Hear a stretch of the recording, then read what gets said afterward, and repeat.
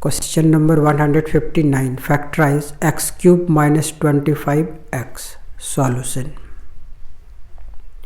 x cube minus 25x. तो इसको हमें फैक्टराइज करना है, मीन्स हमें प्रोडक्ट फॉर्म में शो करना है।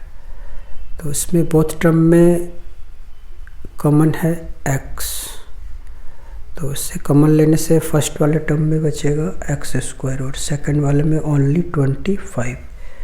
और फिर हम यहाँ पे इस 25 को लिख सकते हैं 5 स्क्वायर, और फिर हम यहाँ पे अप्लाई कर देंगे इस वाले आइडेंटिटी को, a square minus b square equal to a plus b into a minus B.